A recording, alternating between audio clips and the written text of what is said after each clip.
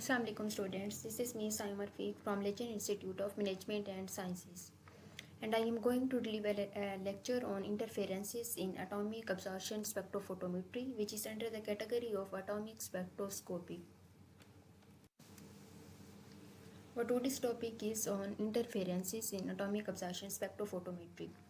Last lecture में हमने background absorption को स्टडी किया था।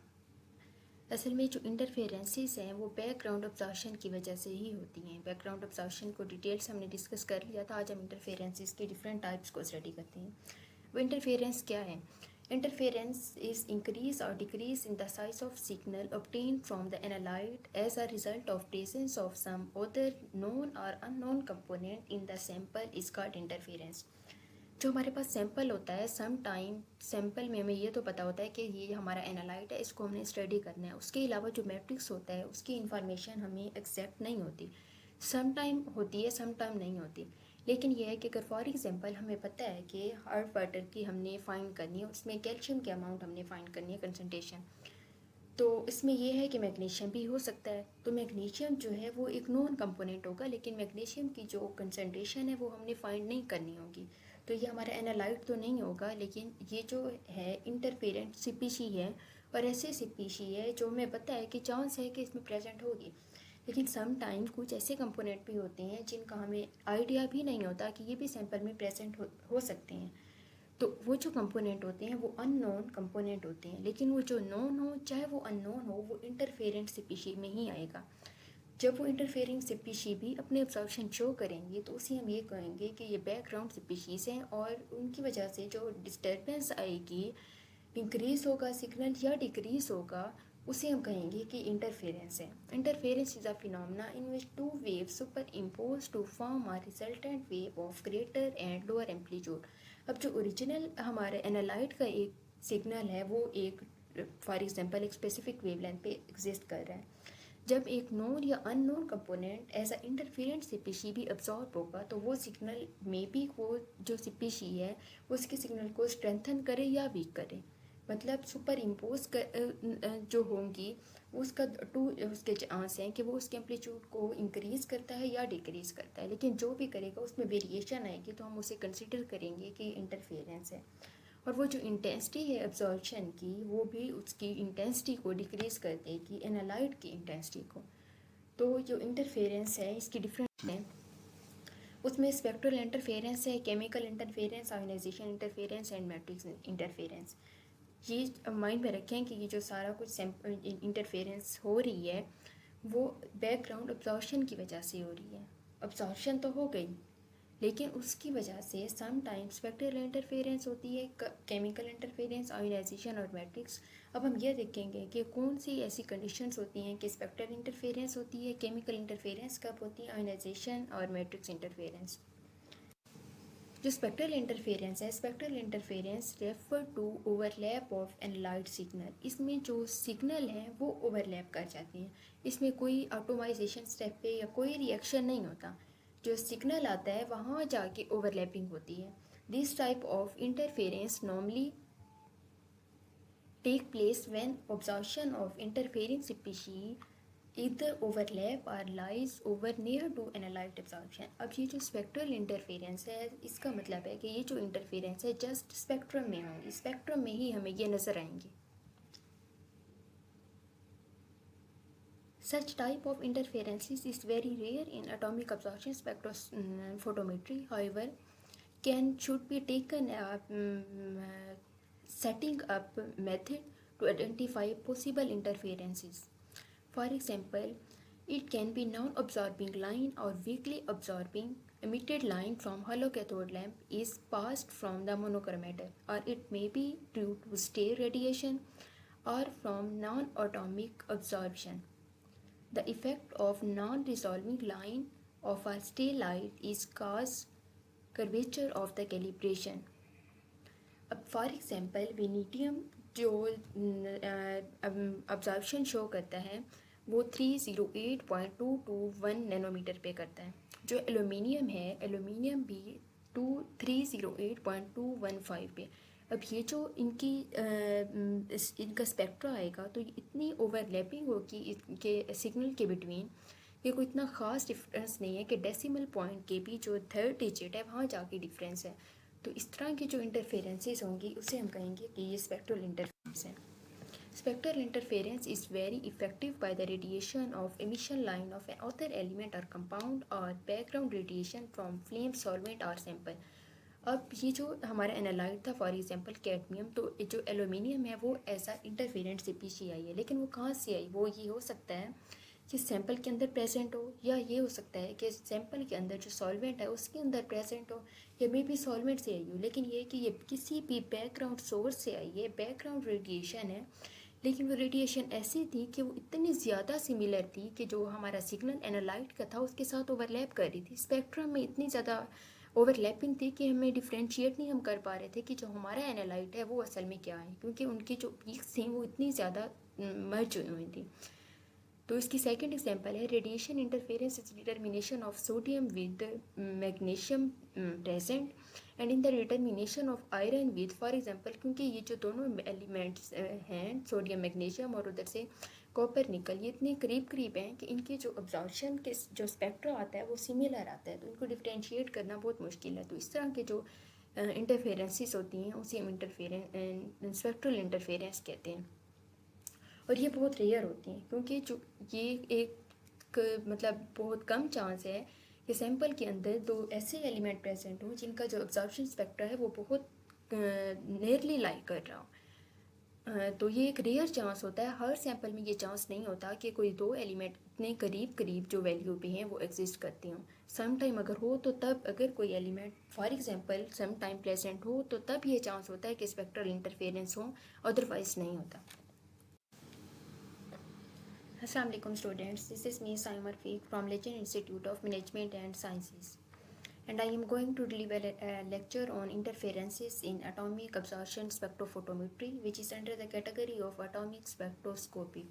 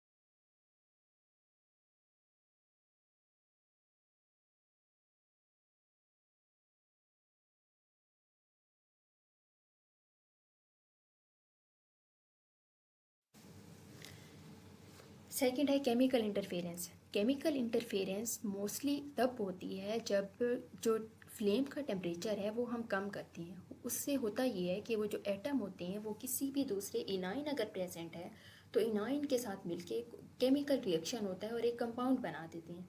तो ओवरऑल जो एब्जॉर्प्शन आती है वो उस कंपाउंड की होती है बजाय इसके कि वो जो हमारा एक एटम है उसकी एब्जॉर्प्शन है। तो इस तरह के इंटरफेरेंस को हम कहते हैं केमिकल इंटरफेरेंस।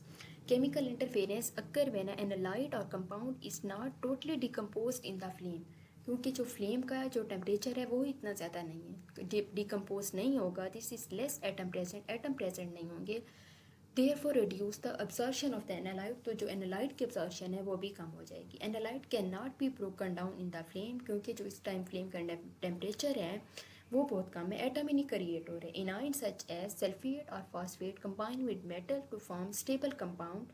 और जब कंपाउंड बन जाएंगे तो यहाँ ऑब्जर्वेशन नोट कर रहे हैं, एटॉमिक ऑब्जर्वेशन स्पेक्ट्रोफोटोमेट्री, एटम्स को डिस्कस कर रहे हैं। तो अब ये कंपाउंड बन गए हैं, तो कंपाउंड की तो एज सच हम वेवलेंथ ही नहीं दे रहे, तो वो ऑब्जॉर्व नहीं होंगी, और ओवरऑल जो डिक्रीज इन ऑब्जॉर्प्शन है वो हमेशा होगी, मतलब जो ऑब्जॉर्प्शन नहीं होगी, क्योंकि जो वेवलेंथ है वो एक एलिमेंट के लिए थी। जो कंपाउंड आके बन गया तो उसकी डिज़ायर वेवलेंथ उससे मिलेगी, तो वो अपनी जो ऑब्जॉर्प्शन है वो शो करेगा, तो वो ओवरऑल जो ऑब्जॉर्प्शन है वो डिक्रीज हो जाएगी केमिकल रिएक्शन की वजह से। और इस तरह की जो इंटरफेरेंसेस होती हैं इन्हें हम कहते हैं chemical interference.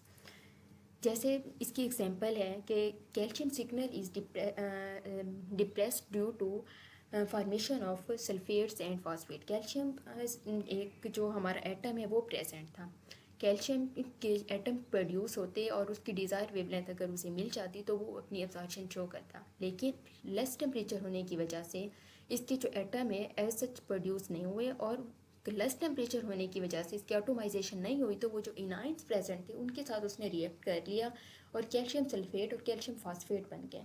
Calcium signal is depressed in the presence of aluminium. Aluminium form heat stable compound with magnesium. और अगर एल्यूमिनियम प्रेजेंट हो तो फिर तो और ज़्यादा सुप्रेशन हो जाती है और सिग्नल अपीयर नहीं होता है। उसमें स्पेक्ट्रल इंटरफेरेंस है, chemical interference, ionization interference and matrix interference. ये माइंड में रखें कि ये जो सारा कुछ इंटरफेरेंस हो रही है वो बैकग्राउंड अब्जॉर्प्शन की वजह से हो रही है। अब्जॉर्प्शन तो हो गई, लेकिन उसकी वजह से सम टाइम्स स्पेक्ट्रल इंटरफेरेंस होती है, केमिकल इंटरफेरेंस, आयोनाइजेशन और मैट्रिक्स। अब हम ये देखेंगे कि कौन सी ऐसी कंडीशंस होती हैं कि स्पेक्ट्रल इंटरफेरेंस होती है, केमिकल इंटरफेरेंस कब होती है, आयोनाइजेशन और मैट्रिक्स इंटरफेरेंस।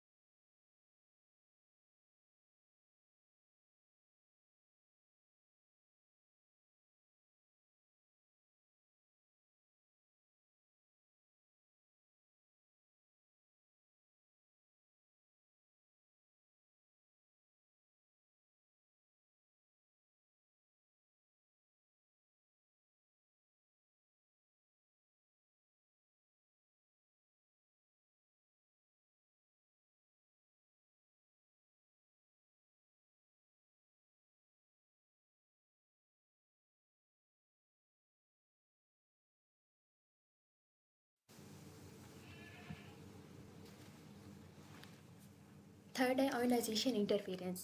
यहाँ हम एटॉमिक अब्जॉर्प्शन स्पेक्ट्रोफोटोमेट्री पढ़ रहे हैं, तो यहाँ हम ट्राई करते हैं कि कोई भी आयन प्रोड्यूस ना हो। उसके लिए जो फ्लेम का टेम्परेचर है वो इतना हम रखते हैं कि एटम तो प्रोड्यूस हो जाए, लेकिन इतना ज़्यादा हाई ना करें कि वो जो एटम है अपने इलेक्ट्रॉन लूज़ कर दें। इलेक्ट्रॉन जैसे ही लूज़ करेंगे, कोई भी जैसे फॉर एग्जांपल मेटल्स हैं, तो मेटल इसीलिए इलेक्ट्रॉन लूज़ कर देते हैं जैसे उन्हें फेवरेबल टेम्परेचर मिलता है। तो वो जो टेम्परेचर अगर वो अचीव करके आयोनाइज हो जाती हैं तो वो जो एटम की हमने स्टडी करनी थी, जो एटम की अब्जॉर्प्शन थी वो एक और वेवलेंथ पे थी। जब वो आयन प्रोड्यूस हो गया तो वो किसी और वेवलेंथ पे होगा। अब जो हम वेवलेंथ दे रहे हैं, फॉर एग्जांपल सोडियम है, हमें ये है कि हमारे जो सैंपल में जो हमारा एनालाइट है वो सोडियम है। हमने हेलो कैथोड लैंप भी सोडियम का बनाया हुआ है और वो डिज़ायर वेवलेंथ हमने सेट की, मतलब सेंड की। अब जब एटम आयन में कन्वर्ट हो गए हैं तो वो तो अपनी रिस्पेक्टिव जो वेवलेंथ है उसे अब्जॉर्ब करेंगे, जबकि जो हम दे रही हैं वो एटम की थी, सोडियम एटम की थी। तो ये जो आयनाइजेशन इंटरफेरेंस है उससे फिर ये होगा कि वो अब्जॉर्प्शन आएगी नहीं और फिर जो अब्जॉर्प्शन है वो डिक्रीज़ हो जाएगी। इस तरह की इंटरफेरेंस जो होती है इसे हम आयनाइजेशन इंटरफेरेंस कहते हैं और ये टेम्परेचर इंक्रीज़ होने से होती है। It occurs due to high flame temperature that cause ionization of the atom by removal of electron from the outer shell. Ionization of the ground state gaseous atom with a flame will reduce the extent of absorption. तो जाहिर है absorption क्यों decrease, हर process में वो यही कह रहे हैं कि जो भी इंटरफेरेंस है उससे absorption डिक्रीज हो जाएगी, क्योंकि जब किसी भी तरह की अब्जॉर्प्शन इंटरफेरेंस होती है तो वो किसी और तरह के element, for example chemical interference हुई है तो केमिकल रिएक्शन बन के कंपाउंड बन गया है, तो वो कंपाउंड वो उस डिज़ायर वेवलेंथ को अब्जॉर्ब भी नहीं करेगा। जब अब्जॉर्प्शन नहीं होगी तो ओवरऑल हम यही कहेंगे कि अब्जॉर्प्शन डिक्रीज हुई है एटॉमिक अब्जॉर्प्शन स्पेक्ट्रोफोटोमेट्री में। In case of ionization spectroscope interference, इसमें भी ये है कि जो एटम है वो आयन में कन्वर्ट हो गया, वो आयन तो वो वेवलेंथ अब्जॉर्ब नहीं करेगा, तो ओवरऑल जो अब्जॉर्प्शन है वो डिक्रीज हो जाएगी।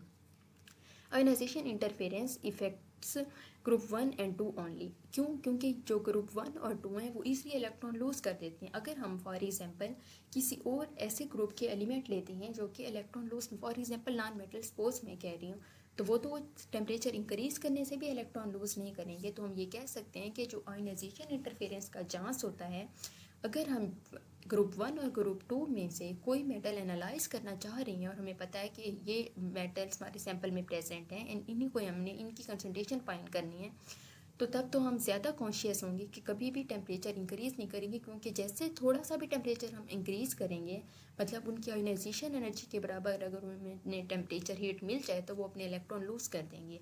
अब जैसे फर्स्ट एग्जांपल है, मेटल ने जैसे उसे टेम्परेचर मिला उसने इलेक्ट्रॉन लूज़ कर दिए, और मेटल, फॉर एग्जाम्पल हम एग्जाम्पल लेते हैं कि उस मेटल को हम कंसिडर करते हैं कि वो मे बी सोडियम हो। This occur only in the hot flame. A number of vaporized atom become ionized by the flame, resulting ion absorb at a different wavelength than vaporized atom. जाहिर है जो vaporized atom है और वो जो atom थे वो different wavelength पे absorb होंगे। New wavelength will not be selected by the monochromator, और जो न्यू wavelength है जो कि अब आयन्स की हो गई है, तो मोनोक्रोमेटर के को हमने इस तरीके से तो नहीं एडजस्ट किया हुआ कि वो उस wavelength को सिलेक्ट करे, वो तो एटम के लिहाज से हमने एडजस्ट किया हुआ है, तो वो फिर अब जो ओवरऑल absorption है वो कम हो जाएगी। absorption तो reduce extent of absorption in atomic absorption spectrophotometry. Spectral interference is very effective by the radiation of emission line of an other element or compound or background radiation from flame, solvent or sample.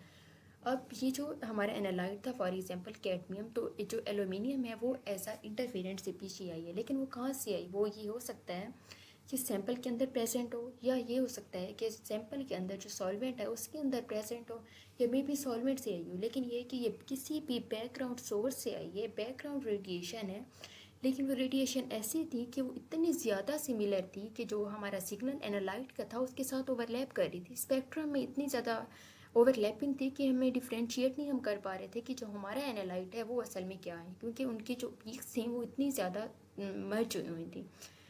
तो इसकी second example है radiation interference is determination of sodium with magnesium present and in the determination of iron with, for example क्योंकि ये जो दोनों elements हैं sodium magnesium और उधर से कॉपर निकल, ये इतने करीब करीब हैं कि इनके जो अब्जॉर्प्शन के जो स्पेक्ट्रा आता है वो सिमिलर आता है, तो इनको डिफ्रेंशिएट करना बहुत मुश्किल है। तो इस तरह के जो इंटरफेरेंसेस होती हैं उसे हम स्पेक्ट्रल इंटरफेरेंस कहते हैं, और ये बहुत रेयर होती हैं, क्योंकि जो ये एक मतलब बहुत कम चांस है कि सैंपल के अंदर दो ऐसे एलिमेंट प्रेजेंट हों जिनका जो एब्जॉर्प्शन स्पेक्ट्रा है वो बहुत नियरली लाइक करे।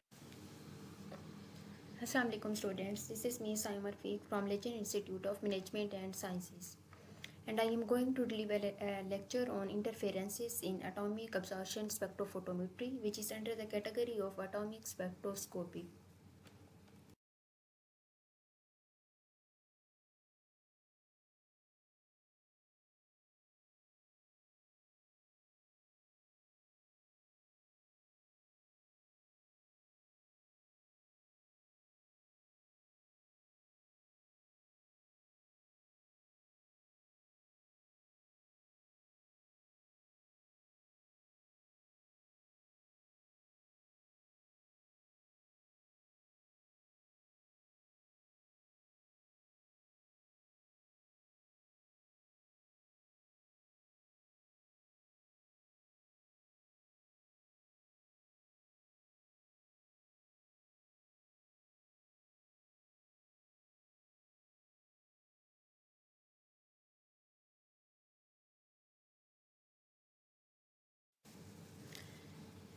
सेकंड है chemical interference. Chemical interference mostly तब होती है जब जो फ्लेम का टेम्परेचर है वो हम कम करते हैं। उससे होता ये है कि वो जो एटम होते हैं वो किसी भी दूसरे इनाइन अगर प्रेजेंट है तो इनाइन के साथ मिलके केमिकल रिएक्शन होता है और एक कंपाउंड बना देते हैं। तो ओवरऑल जो अब्जॉर्प्शन आती है वो उस कंपाउंड की होती है बजाय इसके कि वो जो हमारा एक एटम है उसकी अब्जॉर्प्शन है। तो इस तरह के इंटरफेरेंस को हम कहते हैं chemical interference. Chemical interference occur when an analyte or compound is not totally decomposed in the flame, क्योंकि जो फ्लेम का जो टेम्परेचर है वो इतना ज़्यादा नहीं है, डिकम्पोज नहीं होगा, this is less atom present नहीं होंगे, therefore reduce the absorption of the analyte. तो जो एनालाइट की अब्जॉर्प्शन है वो भी कम हो जाएगी। Analyte can not be broken down in the flame, क्योंकि जो इस टाइम फ्लेम का टेम्परेचर है वो बहुत कम है, एटम ही नहीं क्रिएट हो रहे। इनाइन सच एज सल्फेट और phosphate combine with metal to form stable compound.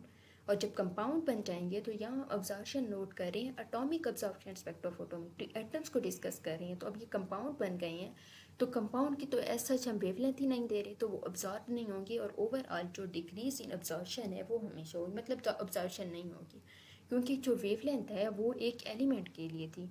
जो कंपाउंड आके बन गया तो उसकी डिज़ायर वेवलेंथ उससे मिलेगी तो वो अपनी जो ऑब्जॉर्प्शन है वो शो करेगा, तो वो ओवरऑल जो ऑब्जॉर्प्शन है वो डिक्रीज हो जाएगी केमिकल रिएक्शन की वजह से। और इस तरह की जो इंटरफेरेंसेस होती हैं इसे हम कहते हैं केमिकल इंटरफेरेंस। जैसे इसकी एग्जांपल है कि calcium signal is depressed due to formation of sulphates and phosphate. Calcium एक जो हमारा एटम है वो प्रेजेंट था, कैल्शियम के एटम प्रोड्यूस होते और उसकी डिज़ायर वेवलेंथ अगर उसे मिल जाती तो वो अपनी एब्जॉर्प्शन शो करता, लेकिन लेस टेम्परेचर होने की वजह से इसके जो एटम है एज सच प्रोड्यूस नहीं हुए और लेस टेम्परेचर होने की वजह से इसकी ऑटोमाइजेशन नहीं हुई तो वो जो इनाइंस प्रेजेंट थे उनके साथ उसने रिएक्ट कर लिया और कैल्शियम सल्फेट और कैल्शियम फॉस्फेट बन गए। Calcium signal is depressed in the presence of aluminium. Aluminium form heat stable compound with magnesium. और अगर एल्यूमिनियम प्रेजेंट हो तो फिर तो और ज़्यादा सुप्रेशन हो जाती है और सिग्नल अपीयर नहीं होता।